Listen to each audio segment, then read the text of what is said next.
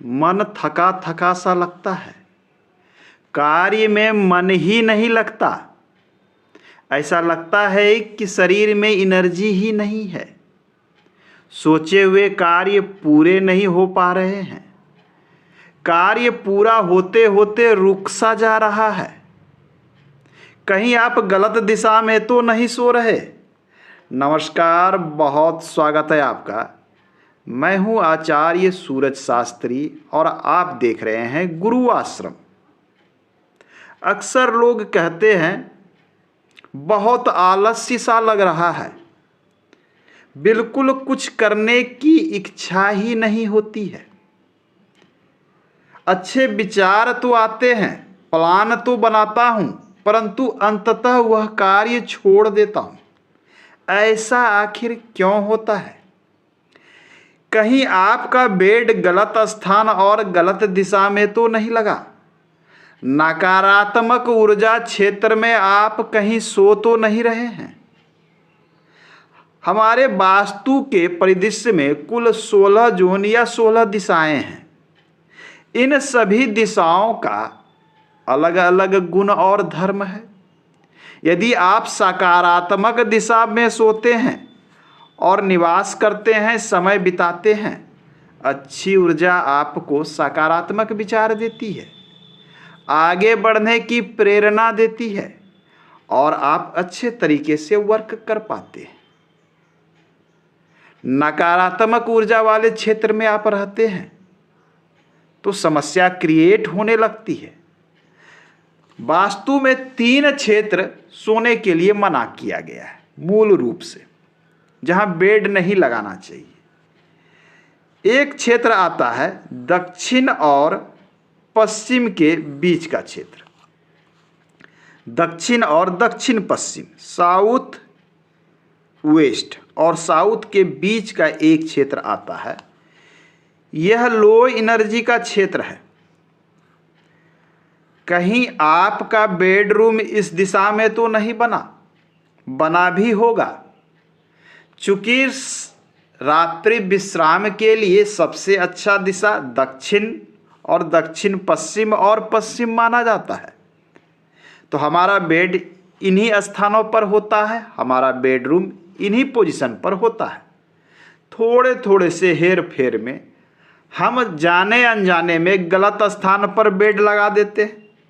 हमने इस low energy वाले क्षेत्र में बेड लगा दिया। अब क्या रिजल्ट होगा? यह ऊर्जा है डिस्पोज ऑफ की। यह ऊर्जा है अनावश्यक और फालतू चीजों को बाहर करने की ऊर्जा है। डिस्पोजल का जोन माना जाता है। यदि आप इस क्षेत्र में बेड लगाए हैं, आपने यहाँ बेड लगाया है, आप रात्रि में 8 से 10 घंटे यहाँ पर रहते हैं या सोते हैं, आपके अंदर की जो ऊर्जा होगी, अच्छी ऊर्जा, उसको ये डिस्पोज ऑफ कर देगा, अर्थात उस ऊर्जा को ये बाहर कर देगा। चूंकि यह जो ऊर्जा क्षेत्र है, इसका कार्य ही है बाहर करना, अनवांटेड चीज़ों को बाहर करना। लंबे समय तक जब आप यहाँ रहते हैं तो आपकी अच्छी एनर्जी को ये बाहर कर देता है। आपने काफ़ी विचार किया था, प्लान बनाया था, निर्णय लिया था, परंतु इस जोन में रहने के कारण अंततः आपने उस कार्य को छोड़ दिया, डिस्पोज कर दिया, या बहुत इफोर्ट लगाया फिर भी कार्य पूरा ना हुआ, या फिर सफलता ही बहुत कम मिली।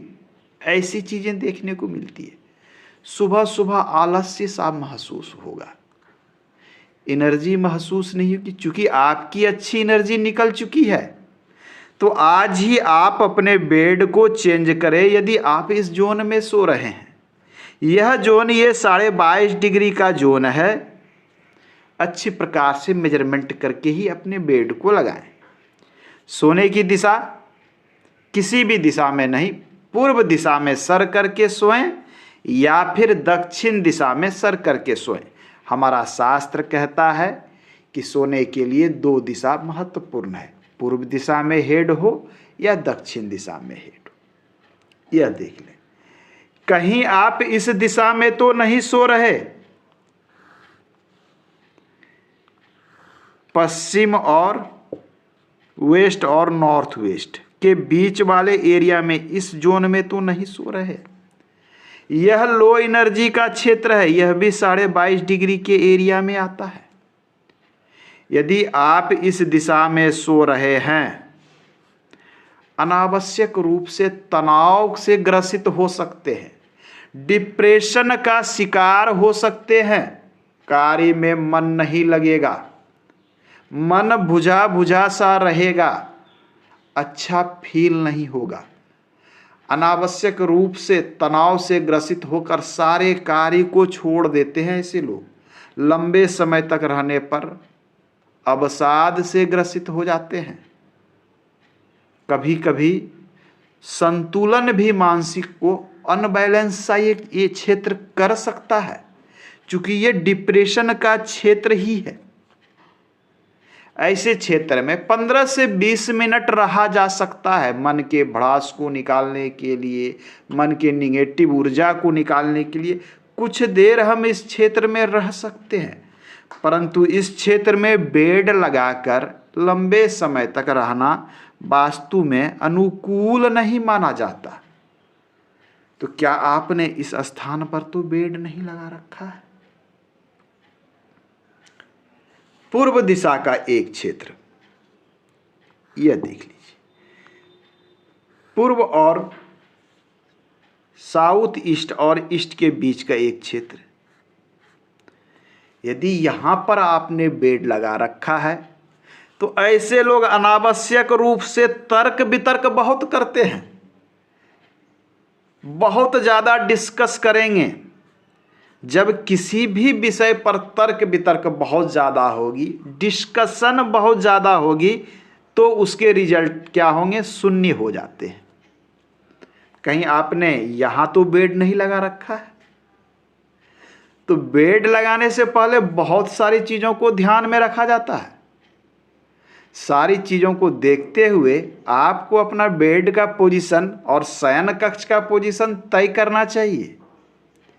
यदि आप वास्तु के अनुरूप निर्माण चाहते हैं, वास्तु के अनुसार गृह में संतुलन चाहते हैं, वास्तु जांच कराना चाहते हैं, आप हमारे व्हाट्सएप नंबर पर संपर्क कर सकते हैं।